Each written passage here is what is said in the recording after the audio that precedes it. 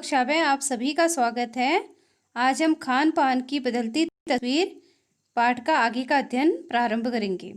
तो इससे पहले मैंने आपको बताया था कि वर्तमान समय में हमारे खाने पीने में काफ़ी बदलाव आ चुका है। आजकल हम क्षेत्रीय व्यंजनों के अलावा विदेशी व्यंजनों का भी स्वाद ले रहे हैं, अर्थात पकवानों को भी बड़े शौक से खा रहे हैं। अब जो खान पान की मिश्रित संस्कृति बनी है, अर्थात जो हमारी देसी और विदेशी संस्कृति का मेल हुआ है, उसके कुछ सकारात्मक पक्ष भी हैं, अर्थात उसके कुछ लाभ भी हैं। अब इससे क्या लाभ हो रहे हैं? जो गृहिणी है, कामकाजी महिलाएं हैं, अब वो लोग जल्दी भोजन तैयार कर ले रही हैं। इसके अलावा वो अलग अलग व्यंजनों को, पकवानों की विधियां भी जान ले रही हैं। अब जो नई पीढ़ी के लोग हैं, वो देश विदेश के व्यंजनों को उनको खाने का सुयोग अवसर प्राप्त हो रहा है। भले ही किन्हीं कारणों से, भले ही कई कारण ऐसे हैं जिनमें खास रूप में, अर्थात क्योंकि एक सच्चाई ये है कि विविध व्यंजन हमें निखालिस रूप में उपलब्ध नहीं है।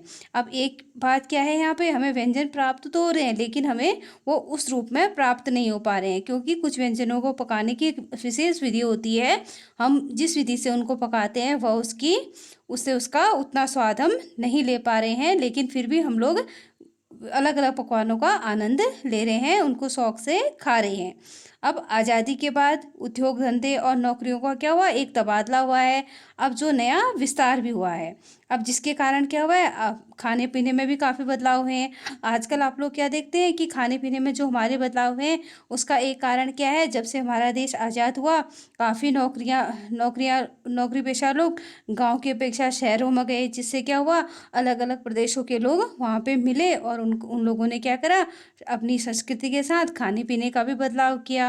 अब बड़े शहरों में जो मध्यम वर्गीय स्कूल में जब बच्चे अपना दोपहर का टिफिन खोलते हैं, तो उनके टिफिन से क्या होता है, अलग अलग प्रदेशों के व्यंजनों की क्या उठती है, खुशबू आ जाती है। अब जिसके कारण भी क्या हुआ, हमारे खाने पीने में बदलाव हुआ है। इसके अलावा हम खान पान से एक दूसरे को क्या करते हैं, जानते भी हैं।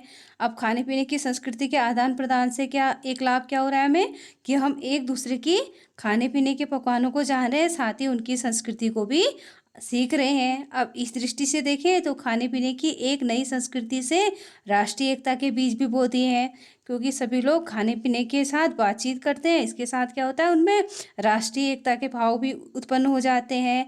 अब बीज, जो राष्ट्रीय एकता के बीज क्या है, वो खाने पीने की संस्कृति क्या हो रहे हैं, अंकुरित हो रहे हैं, अर्थात वो पोषित हो रहे हैं। अब मसलन एक उदाहरण दिया गया है यहाँ पे लेखक द्वारा, कि हम जब बोली बानी भाषा भूषा को किसी न किसी रूप में ज़्यादा मानेंगे, जो किसी खान पान से विशेष रूप से जुड़ी होते हैं।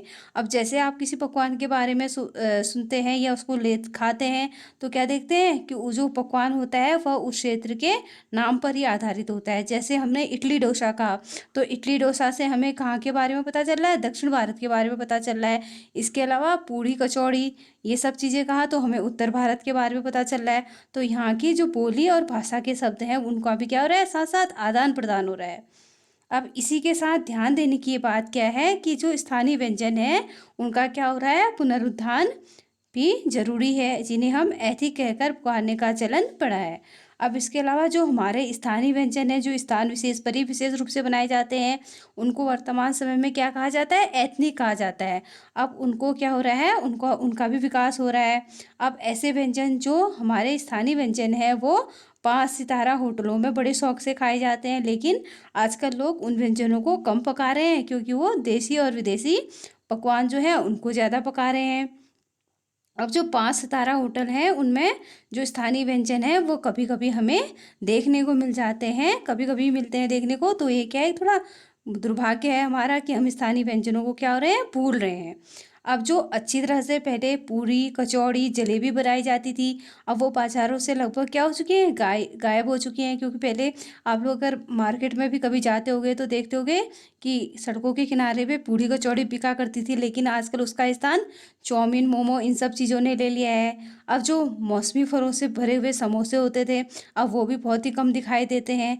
अब जो ये उत्तर भारत के व्यंजन हैं, इनकी क्या हो गई है, दुर्गति हो गई है, ये चीज़ें बाजार में कम बिक रही हैं। इसकी अपेक्षा जो विदेशों के मोमो, चाउमीन, इसके अलावा बर्गर ये सब चीज़ें लोग ज़्यादा खाना पसंद कर रहे हैं। अब अचरज ही नहीं, अब ये कोई आश्चर्य की बात नहीं है, बोल रहे हैं लेखक, कि पहले उत्तर भारत में जो चीज़ें गली मोहल्ले में की दुकानों में आम हुआ करती थी, अब उनको क्या कर रहे हैं लोग तलाश रहे हैं, क्योंकि आजकल पूड़ी कचौड़ी समोसे ये कम देखने को मिलते हैं।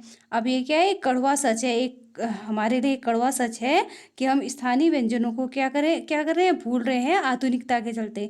क्योंकि आज हम पश्चिमी संस्कृति की क्या कर रहे हैं, नकल कर रहे हैं, उनके व्यंजनों को स्वाद से खा रहे हैं, लेकिन वो क्या है, स्वाद से तो अच्छे हैं लेकिन वो स्वास्थ्य के अनुकूल नहीं है।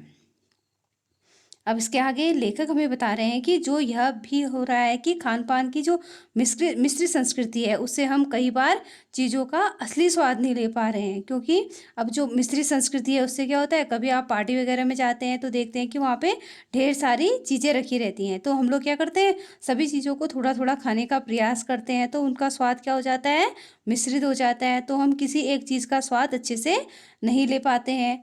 तो इससे भी क्या हो रहा है, खाने पाने की संस्कृति से हम चीज़ों का स्वाद भूलते चले जा रहे हैं, और अक्सर हम क्या करते हैं, अलग अलग चीज़ों का स्वाद चखने के चक्कर में जिन चीज़ों का कोई मेल नहीं है उस भोजन को भी अपनी प्लेट पे ले लेते हैं, और हमें चीज़ का असली स्वाद हमें पता ही नहीं चलता कि किस व्यंजन का क्या स्वाद है, और उसको हम अच्छे से नहीं खा पाते हैं। इसलिए खान पान की मिश्रित और विविध अलग अलग संस्कृति बनी है, उससे यही लग रहा है कि अधिक और विकसित होने वाली है संस्कृति, जिसे तरह तरह से जांचना जरूरी है। तो ऐसे इसमें हमें लेखक ये संदेश देना चाहते हैं कि हमें खान पान की संस्कृति को अपनाना तो है, साथ ही क्या करना है, उन चीज़ों को इस तरीके से ग्रहण करना है कि उसका हम अच्छे से स्वाद ले सकें, और उससे जो लाभ होने वाले लाभ हैं उनको हम ग्रहण कर सकें, हानियों से हमें बचना है। तो आज के लिए इतना ही, धन्यवाद।